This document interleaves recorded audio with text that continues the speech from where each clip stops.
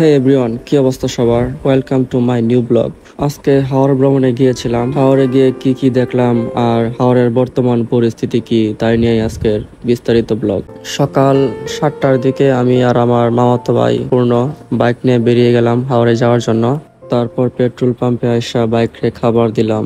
যদিও আমরা বাসা থেকে খেয়ে আসি নাই, কিন্তু বাইকে খাবার দিতেই হবে, না হলে আমরা হাওড়ে যেতে পারবো না।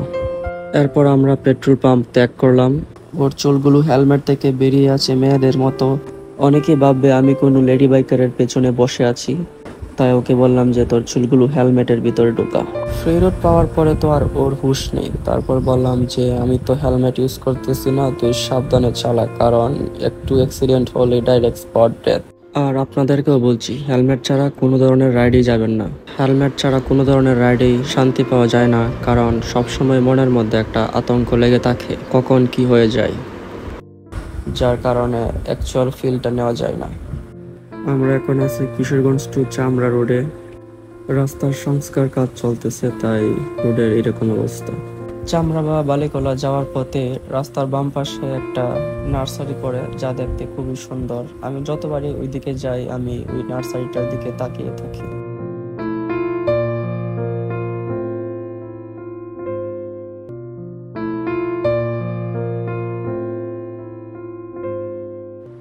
আমরা এখন আছি বালিকলা রোডে। এই রুটটি দেখতে অনেক সুন্দর, কারণ রুটটির দুপাশে গ্রামীণ পরিবেশ দেখতে খুবই ভালো লাগে। বৈশাখ মাস শেষ, কিন্তু বৈশাখের চিহ্ন এখনো রাস্তাঘাটে রয়ে গেছে।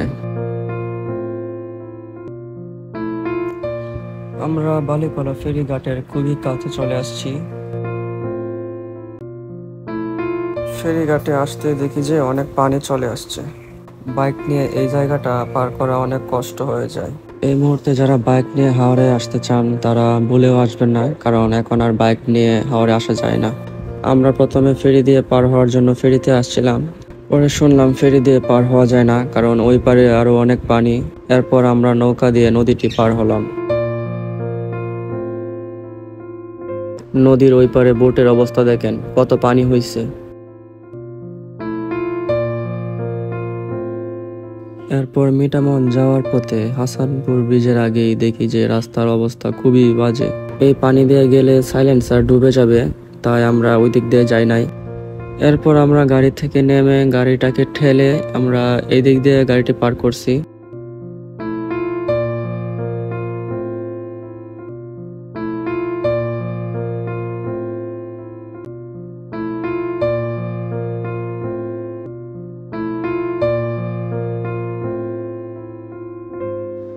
এখন আবার আমরা মিটামনের উদ্দেশ্যে যাত্রা শুরু করলাম।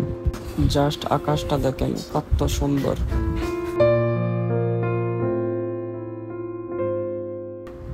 আমরা এখন আছি গুড়দিঘিতে।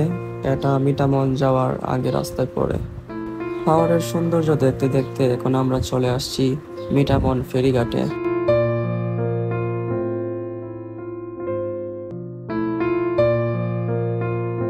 এই নদীতে মনে হয় কোনো সেতুর কাজ চলতেছে। গাইজ, আমরা মিটামন চলে আসছি। আর আজকের ব্লগটা এই পর্যন্তই। পরবর্তী ব্লগ দেখার জন্য অবশ্যই পেজটিকে ফলো দিয়ে পাশে থাকবেন।